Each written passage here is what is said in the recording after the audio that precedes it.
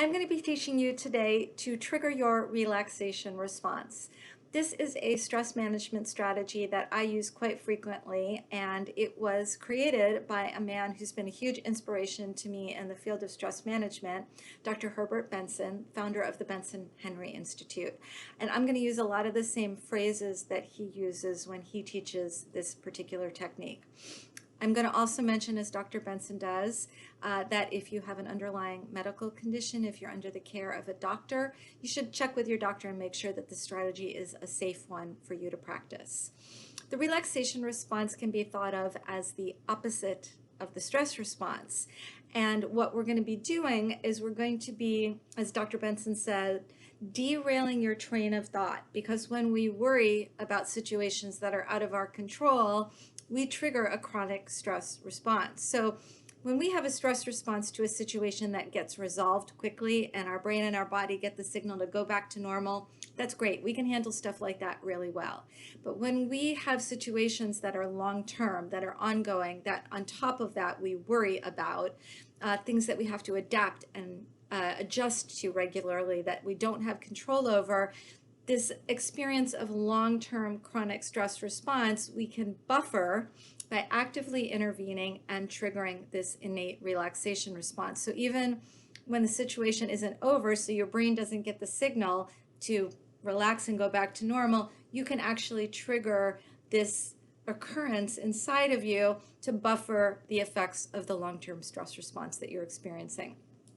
Dr. Benson's research indicates that there are 4 elements necessary to trigger a relaxation response, and any activity that has these 4 elements will do just that. Now, of these 4 elements, 2 of them are critical and 2 of them are helpful but not actually necessary. The first one is having a quiet place, and that is one of the elements that is helpful but not necessary. So I think it's more important actually that you have a place that's not necessarily quiet, but one that's free of interruption for the length of time that you're going to do this activity. So I used to do this, for instance, commuting to work on the bus. That is not a quiet place, but it was uninterrupted time.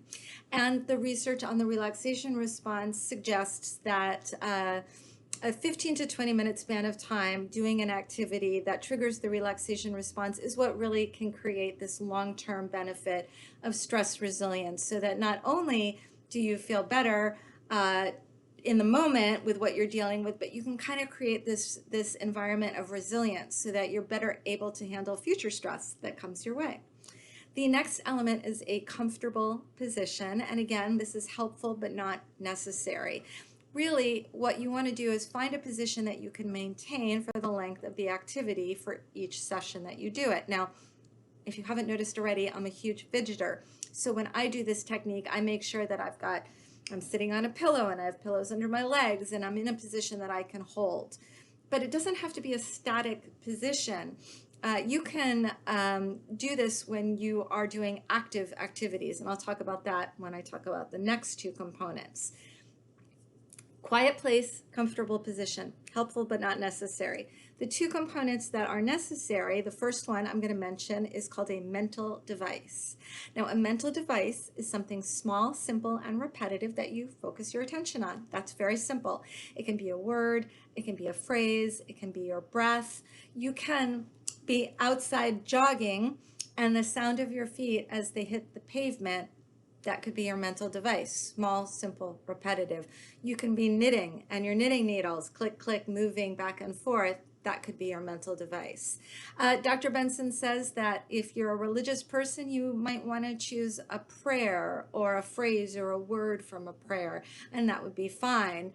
If you're not a religious person, then you can choose any word or phrase that you want, and he recommends that you choose one that is what he calls a neutral word or phrase. So choose something that isn't going to trigger a whole lot of thought. So you can use, for example, the word blue or love or peace or one. Very neutral, not going to trigger a whole lot of thought. The last component, the 4th component, is what Dr. Benson calls a gentle passive attitude. And this is what you do when your mind wanders from your mental device.